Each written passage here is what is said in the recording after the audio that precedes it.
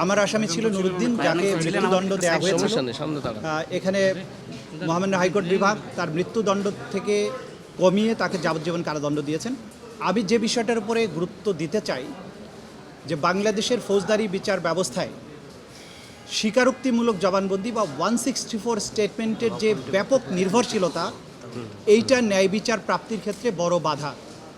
আপনারা দেখেছেন গুমের মামলার ক্ষেত্রে আমরা যেটা বারবার বলেছি যে গুম এবং এক্সট্রা জুডিশিয়াল কিলিংয়ের ক্ষেত্রে যে আসামিকে গুম করে রাখার পরে জোর করে একটা 164 করিয়ে তাকে কোর্টে প্রডিউস করা হয়।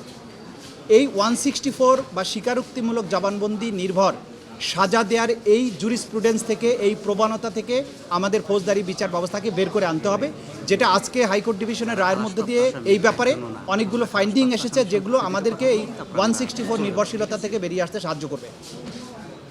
দ্বিতীয় কথা হচ্ছে যে নিম্ন আদালতে একটা সেন্সিটিভ মার্ডার কেস বা যে কোনো মার্ডার কেসকে সেন্সিটিভ করা হয় মিডিয়াতে ব্যাপক প্রচারণার মাধ্যমে, এবং যখনই এটা সেন্সিটাইজড হয়ে যায় তখনই বিচারকদের উপর একটা সাংঘাতিক রকমের মানসিক এবং সামাজিক চাপ তৈরি হয়, ফলে তারা গণহারে ফাঁসির রায় প্রদান করেন। সাম্প্রতিক সময়ে আমরা অনেকগুলো মামলায় লক্ষ্য করেছি যে এইরকম ব্যাপকভাবে মৃত্যুদণ্ড দেওয়া হয়েছে।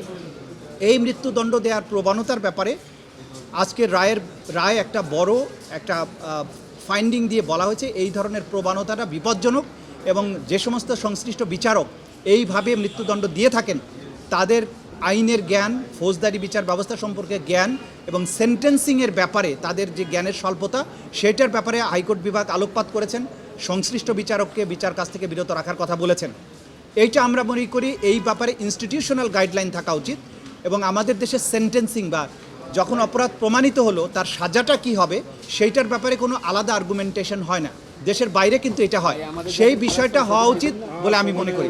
আজকে এটার মধ্য দিয়ে আশা করি যে একটা বাংলাদেশের ক্রিমিনাল জুরিসপ্রুডেন্সে একটা নতুন দিগন্তের উন্মোচন হবে। এটুকু আমার কথা ছিল। Thank you.